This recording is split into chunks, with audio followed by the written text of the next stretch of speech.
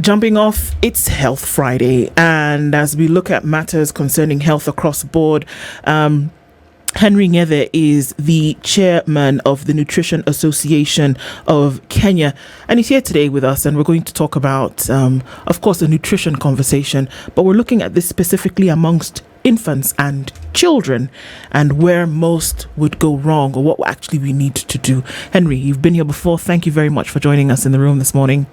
Thank you so much for inviting me. Karibu sana. Asante.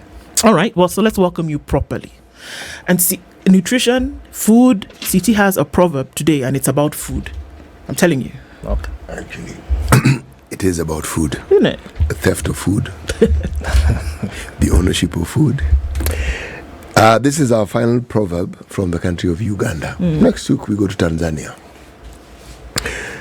What you have not yet got in your possession, do not consider as yours. Comma. They took back the bananas you had stolen at night. That's the proverb. Wow. From Uganda. What do you think about that? I think, number one, it's very important for any individual to think about what they have rather than what they do not have. Because if you make use of what you have at the moment, then things become easier. In the household, the foods that you have and what you consume, I would say that it's important to see the amounts and the adequacy of that diet. Because if you do not, for example, have the meat that you might be wanting to eat, then you can only make use of the foods that you have in the household. Yes. Huh. So it's only the things that you have available that you can use. Yes. I told you it was about food. Yeah, you thought it was about theft. Well, I did say it was about theft of food, but how on earth can I be responsible for the way in which you interpret what I say? You can be responsible. Me and you, City, you can be responsible for my thoughts. After all this time, you must be at some point. I have no choice. You don't have a choice. I'm sorry. Right. So, we're looking at a specific demographic here, Henry, even as we talk about nutrition in children. Yes. A couple of weeks ago on a Health Friday conversation, we talked about the fact that quite a number of children, actually children as well, we'll talk about loss of life and the food that we actually eat and how they should, what they need in the very first few days of life to actually survive. Yes. But now this is a graduated conversation now when we're saying then, are we actually feeding children the way in which they should be fed and where perhaps we've gotten it wrong? But maybe we should start from the end, right? Yes. Malnutrition, usually we think about it as bad eating. Yes. Or improper eating or not eating the right things. Could we start by looking at some of the definitions of some of these things and saying by the time you are malnourished, that's the end result. Yes. There are many, many things that happened or did not happen that will now say that you have somebody who is not nutritionally balanced. And as a child, that's a big thing. What happens in a case where somebody has not received that and then you now say that child is malnourished? Thank you. So the very first thing is that we need to understand what malnutrition is. And malnutrition basically means that as you've well put it, you have either fed improperly or you have not fed adequately on some of the nutrients that you require for your body to function properly. So basically, we have various forms of malnutrition, that is undernutrition, and these include, we have deficiencies. For example, there's someone who will present with a deficiency of maybe vitamin A, the basics, deficiency of protein, and that will present as kwashiorkor or marasmus or marasmic kwash.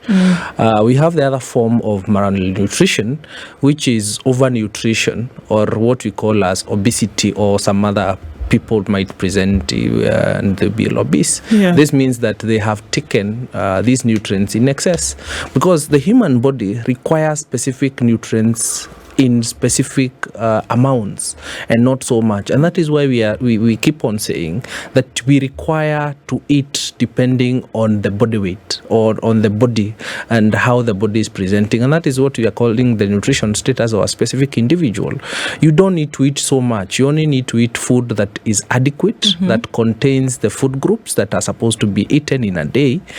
And when you consume that, then it means that your body will function properly.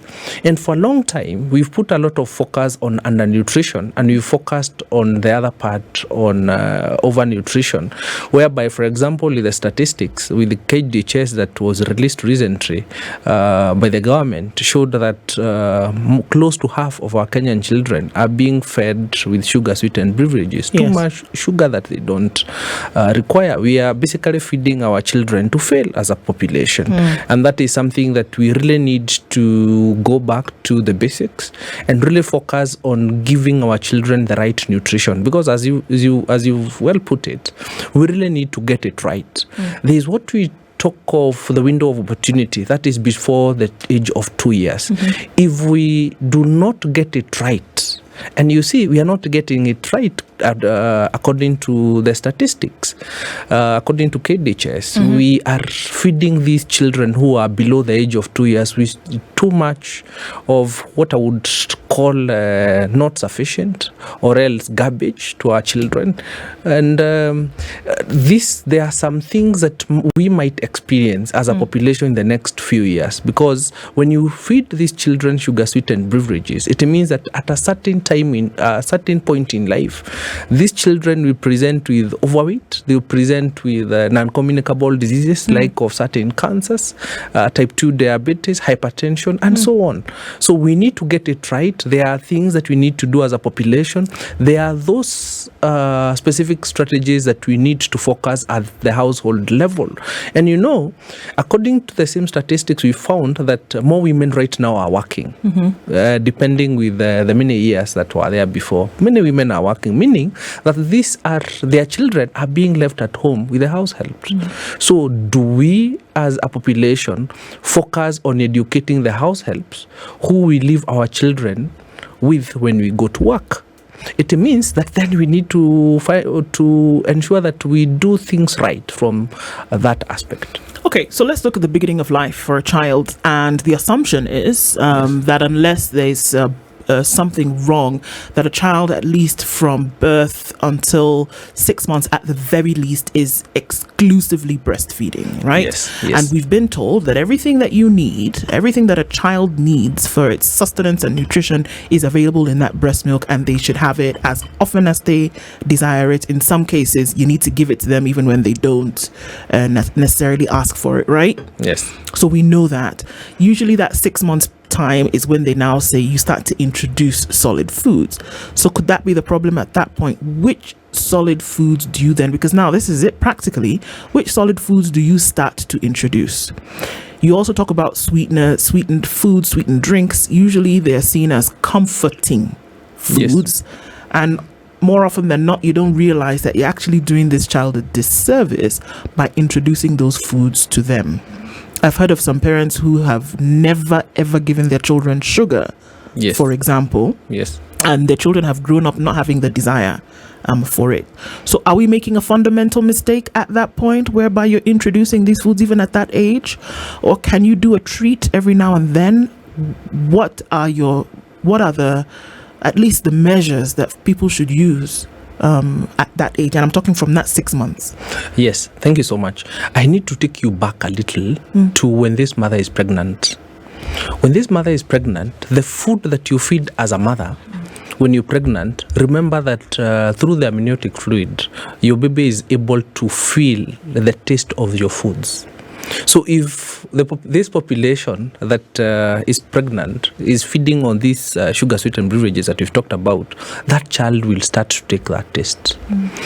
According to KDHS, 70% of our reproductive women in Kenya are taking sugar-sweetened beverages, and these are the women who get pregnant, meaning that even when they get pregnant, and even when this child is born, they already have that sweet taste. because they have had that taste. So as you've put it, it is very important for us to know that we really need to focus on exclusive breastfeeding because it's the gold standard for these infants below the age of 6 months. So when you introduce the complementary feeding, you do it at the 181st day. There's usually a confusion. So you do it at the first day of the 7th month. That is the 181st day. Okay. So when you're introducing these foods, you basically need to reduce to ensure that the consistency of this feed is right. In terms of, remember, this is an infant who has never been fed on anything else by assumption, and that's the right thing to do except breastfeeding. So you introducing some other foods. So when you're introducing these foods, the consistency needs to be right. It needs to be very light. It's as if you've put one teaspoon of flour in like 150 mils of water. The consistency needs to be very smooth. You introduce gently and you introduce one feed at a time, because you remember this is an infant who has not taken anything. So you really need to ensure that the taste is good, and you introduce a feed at a time. And the most important thing to remember here is that when you're introducing, for example, protein, you need to introduce a protein at a time, and you do a lot of observation because proteins sometimes bring allergic reactions, and therefore then it's important to note that when you're introducing this plant protein, then you need to ensure that you introduce one at a time, observe in a day, ensure that there are no reactions, and then you can go to the next food. Sugar should not be introduced to infants at all, because sometimes when they get this taste, they will not feed on foods that do not have sugar or not sweet tasting. Therefore, that can only come later, after 2 years and above.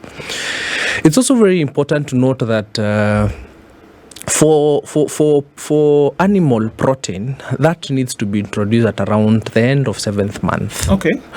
Because you need to start with plant protein, and then you can increase. We have said you increase the consistency as time goes, so that you also ensure that there is tolerance of that food, and you also focus on the various food groups, and also ensure that the salt that is put in the food is not as much, and also around the second week, then you are supposed to also ensure that there is some fat in that food, because of what we talk of the fat soluble vitamins, which are very important. And at the age of 6 months, it's important to note that the levels of vitamin A in the body goes down.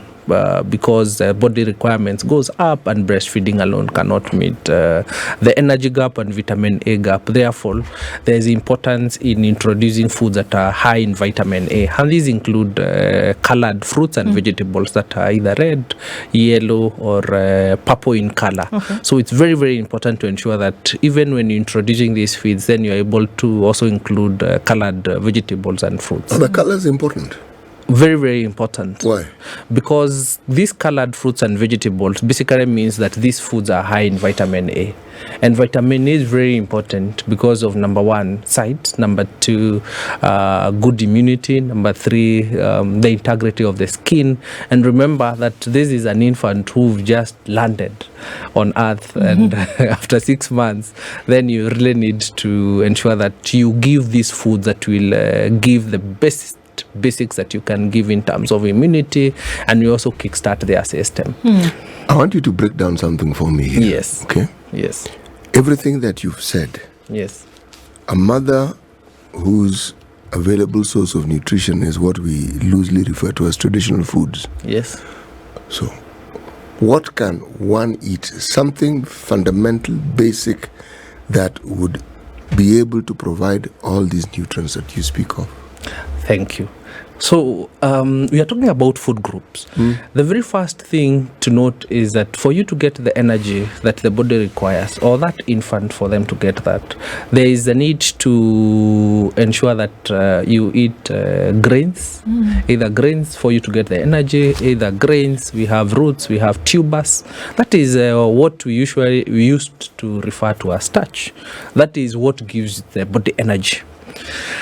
Number two, we have what we term to as flesh sources or meats. We have poultry, we have fish, and we have the other meats. And we have the legumes and nuts. It's very important for us to know that for some of these things, for example, the nuts contain a lot of trace elements and micronutrients. What on earth are trace elements? These are, for a long time, we used to think that vitamins and minerals are not so important, but they are very, very important. For you to be able to digest the food that you eat and for your body to be able to take it, in terms of for it to help you, you require what we call as micronutrients. And these include the basics, calcium, we have zinc, we have chromium. We get all these from the fruits and vegetables and some of even the other foods that we are eating. For example, the nuts that I'm talking about. We also have omega-3 and 6 fatty acids. And these are the building blocks for your immunity. And that is what helps your immunity. And this is also what helps in your body functioning. Omega-6. Yes. Why is it not 7 or 5? It's basically the term that was taken by the people in academia. Yes, because of the way they present or the way they appear. Where do you find them? What foods do you find? Nuts. Nuts have omega. Yes, fish. Nuts and seeds. Yes, we also have fish. Okay, now nuts. Yes. The whole range. Yes. You're talking macadamia. Yes. You're talking groundnuts. Yes. Simsim nuts. Simsim are seeds. Seeds. Yes. Do seeds come in also? Yes, they are also in the same class. Come in? Yes. Cashew nuts? Yes. Are there nuts that have more of these micronutrients than others? Yes. Basically what happens in nutrition, some certain foods will contain some other basic nutrients higher than the others. For example, the micronutrients that I'm talking about, the likes of zinc, which is very important in immunity and also for men. They are highly found in seeds and nuts. When you talk about, for example, of other vegetables, you'll realize that we have some other sources of other micronutrients, which are also very important. The likes of vitamin C, the likes of vitamin B12, vitamin B6, all these others are found in other sources. Yes, so it's very important to note that when you include all this, then you're able to get the micronutrients that you're also talking about. There's another food group, which is dairy products, milk and milk products, that we refer to them as dairy products, because in milk you also get calcium, you also get iron, you also get protein, and they are also very, very important. And there's also another food group on eggs, because eggs also give us some other micronutrients which are essential. And we are saying for these children, for them to be able to get the best nutrition, they should at least get 5 of those food groups every day. So what are we talking about here? So we've talked about minerals and vitamins. You've talked about your proteins, your carbohydrates, and then you've talked. So eggs fall under what? We are talking about, we have moved away a bit from what we are talking about, the starch, the proteins. We have subdivided them because we really want people to have it right. Okay. And we are talking of, for example, if it's protein, we are subdividing the sources to various food groups. For example, I've talked of flesh. So you have fruits. proteins, you have flesh, you have eggs and dairy products, and also legumes. Okay. Yes. How long should you have that monitor on children in terms of how you need to be very sure that they're getting these 5 groups that you speak of? Can it get to a certain point? Because other things, when we talk about social constitution and all of that for children, you say up until the age of 6 you have to be very careful what they're doing, speaking to them, and the fundamentals are placed before that age. Is it the same for food? Can you at some point say, well, okay, you've gotten the base, we've set up the base, we've been feeding you like this, you have everything you need, now go ye forth into the world and eat as you like? Yes, at 9 months. At 9 months, we feed our children the foods that we are supposed to eat as a family, all the food groups. Now, from the age of 9 months, we say that you need to also ensure that you give as much in terms of all the food groups. However, it's also very important to note that for your child to be able to get this good nutrition that you're talking about, for all these food groups, even if you are giving the 5, you also need to ensure that out of the 9, you give each and every food group in a day. But in minimum, you're supposed to do 5. For example, let me give an example. If, for example, at lunchtime, you've given, say you've done rice, you've done beans, you've done green leafy vegetables, and you've done a banana. When you're doing it at lunch, then you also need to focus on some of the other food groups that you did not focus on. For example, you did not give colored vegetables or colored fruits, because a banana is white in color, does not fall into the class we talked of. Yes, inside. The I just inside thought of about banana. it, that a banana is actually not yellow. Didn't actually connect. Yeah. Okay. So you need to focus on the other various food groups that you did not give. So you need to give, for example, you did not give, for the example that I've given, you've not given flesh products. So you need to maybe give beef or poultry, a piece of that. You also need to give, you had done rice in the morning, then you need to do a root or a tuber for lunch. What are roots and tubers?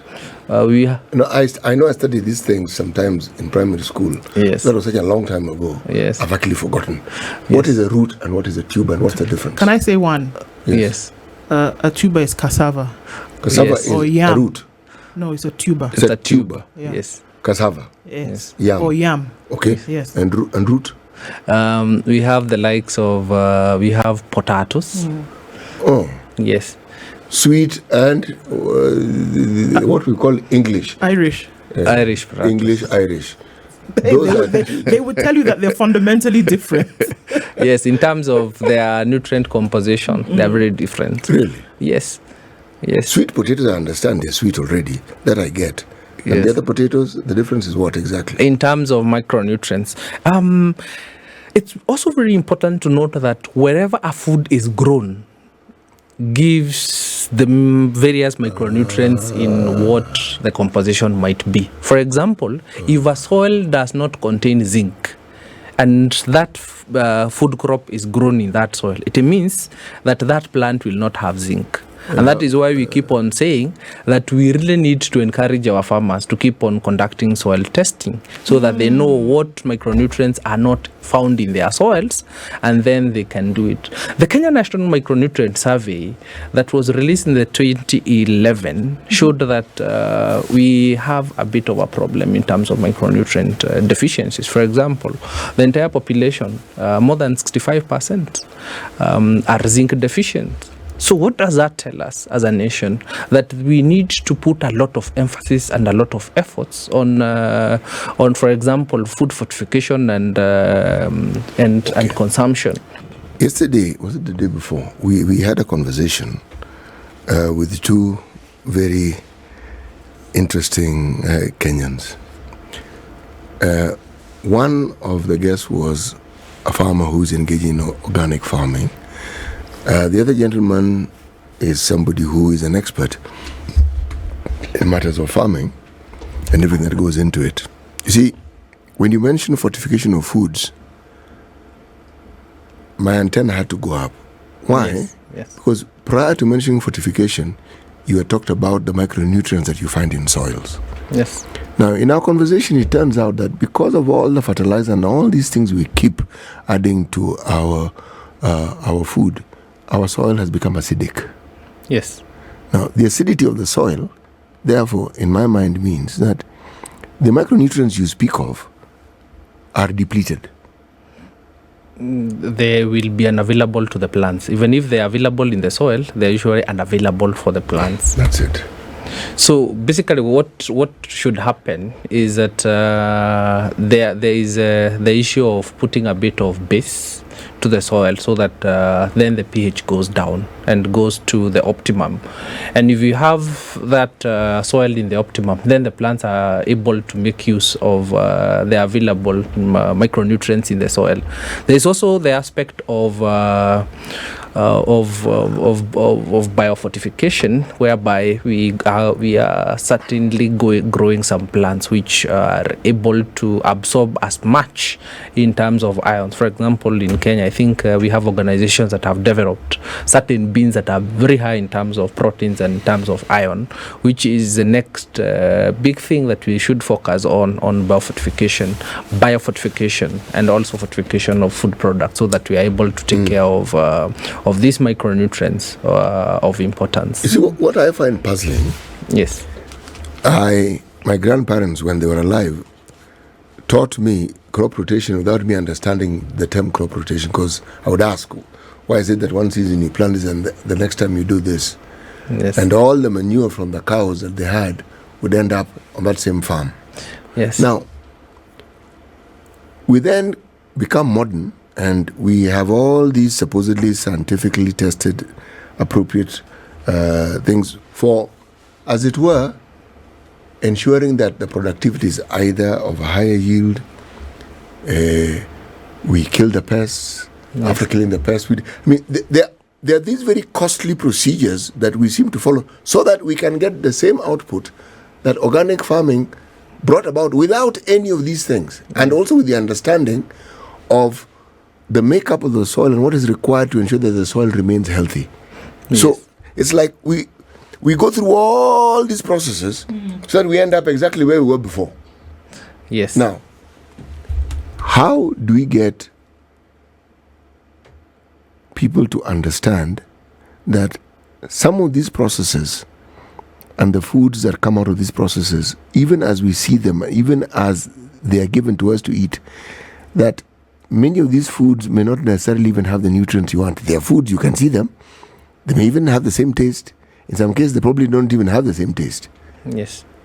How then do you get people? Because it's like there needs to be a consumer protection mechanism that informs me as I'm buying. Yes.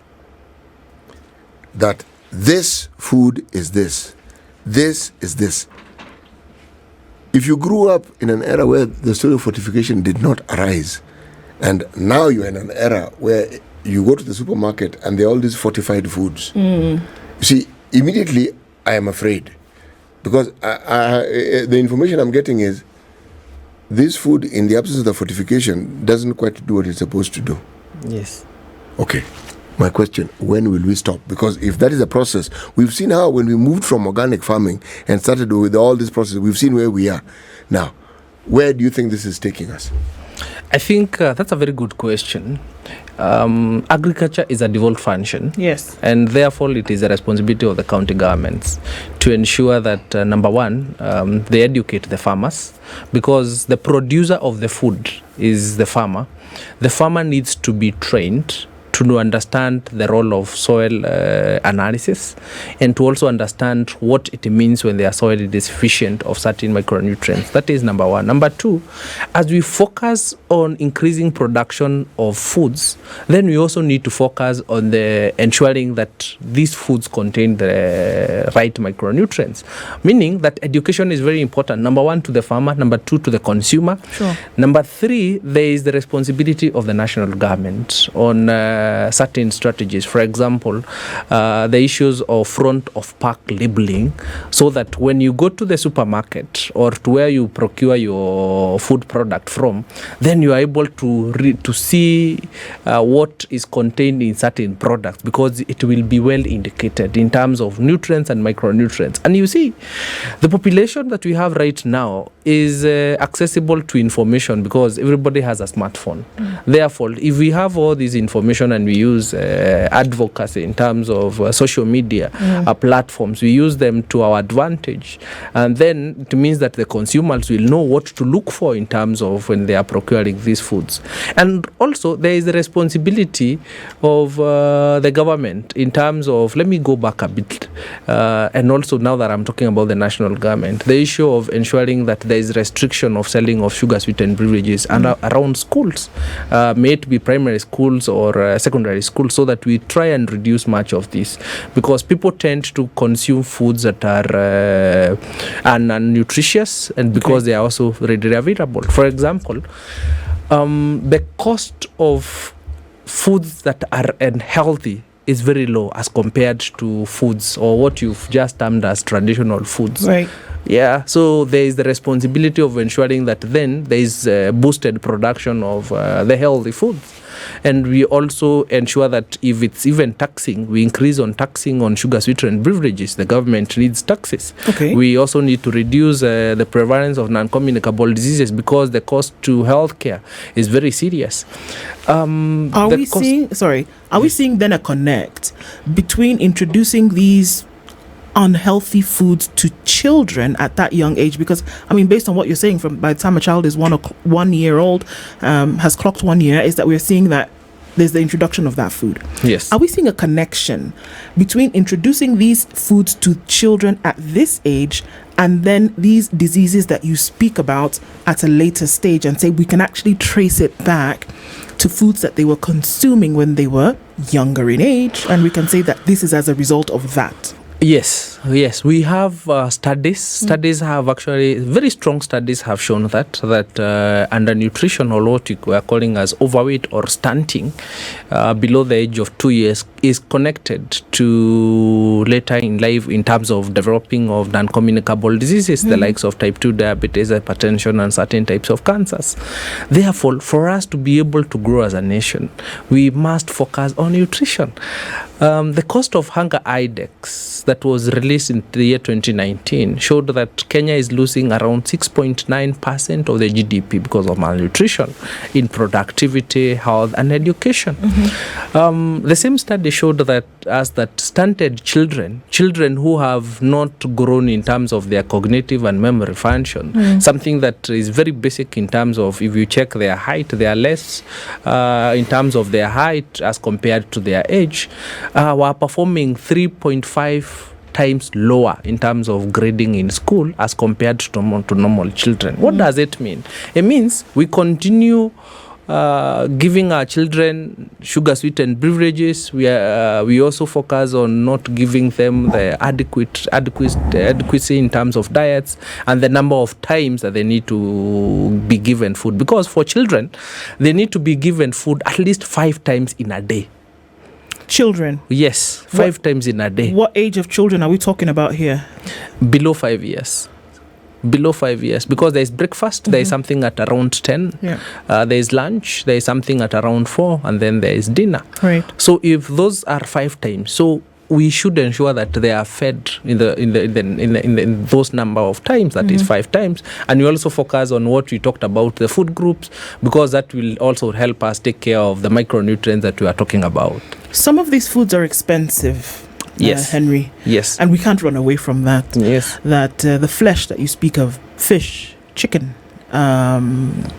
You also then talk about proteins, eggs, and if you also want to be practical, I think an egg today is 18 shillings. Yes, 19, 20 shillings one egg. Yes, right. And getting a little bit more expensive. Of course, we say that there is no cost that is too high to then make sure that children are eating properly. But what happens in an event whereby truly, you just cannot afford to feed children, or anybody for that matter, along these lines that you speak of, and you're saying make sure that they eat, these children especially, because this is a foundation, right? Yes. That make sure that they eat from these 5 groups every day, 5 meals a day. And we have a lot of people who 2 meals a day for who 2 meals a day is an issue. What would you recommend for a whole chunk of people who are making sure that, okay, if I can get breakfast in, I'm good. If I can make sure that there's a dinner in, I'm good. Maybe something in the middle of the day, and maybe. And then we have a lot of children who are eating in school. How are we ensuring that meal in school is up to scratch? Yeah. So what should be done? Because we're still talking about these being the vulnerable years. Yes. What happens? Thank you for that question. Number one, that when we are talking about the food groups, flesh is just one food group. And as you said, cost is something that can be limiting to certain people in the population. And that is why we gave a bit of other food groups. For example, we talked of legumes, nuts and seeds. And for example, if you look at a kg of beans, it's not as expensive. It's around 200 shillings. And that is a quarter of a kg right now. And you see, if you're able, for example, to give, we have so many other types of legumes. We have beans, we have green grams, all this. You can actually give because you'll get as much nutrients as you'd get in flesh. But the reason why we said you need to look at all this is basically because whatever is contained in meat is very different. Yes, it's the same, but it's a bit different from beans. So if you, for example, focus on the legumes and different types of legumes, you also get the same types of micronutrients that we are talking about. Therefore, focusing on the food groups and then reducing on what might be expensive, but also very essential. For example, we are talking of green grams, we are talking about beans, we are talking about lentils, and all these are readily available in the markets. And now that also brings us to the thoughts of us focusing on what we can grow at that household level. What you are talking about a long time ago, and I think City once asked me that question on the responsibility of us going back to the basics. For example, focusing on kitchen garden. Even if you're residing in whichever area, you can get a bag and put a bit of soil and grow your own vegetables, which, as you said, can be a bit better in terms of the dietary adequacy, and you also ensure that you reduce on herbicides, because that's the other big issue, food safety, because some people are harvesting their foods when they have these herbicides. And one of the issues that we really are struggling with is the issue of what we're calling as ED, or environmental enteric dysfunction, or basically you give these children food, but then they are unable to absorb the foods because the foods, the conditions that we've exposed our children in, it's prohibiting the body from absorbing, because there's what we call as inflammation of the villi, or the organs that are supposed to do the absorption of food.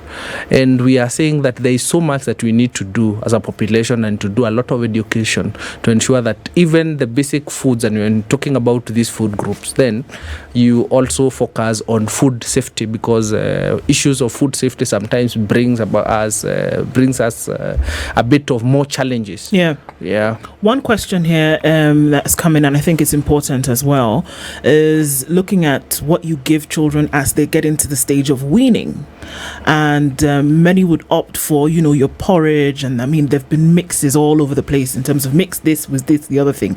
But then there's also a canned porridge, which of course for brand we'll not talk about what exactly it is, but I think we know what we're talking about here, that it has been substituted for that because it's sweet. Children will eat it without a problem.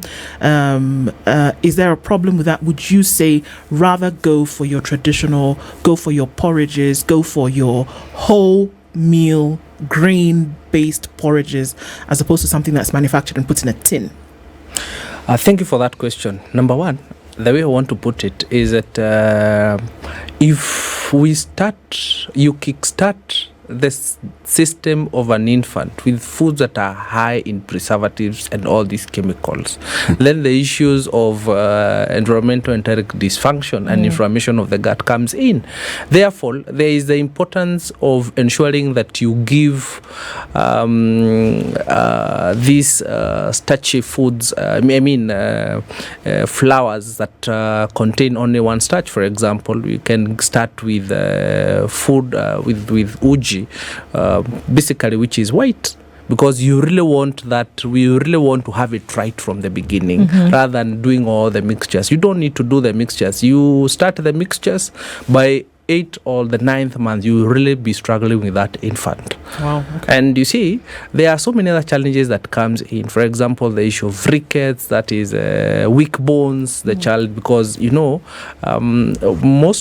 of the population that are residing in the urban areas, they are residing in flats, and rarely do we get these children out to get the sunlight in the morning or in the evening. Therefore, they do not get sufficient vitamin D, which is very, very important, because vitamin D helps in absorption of calcium.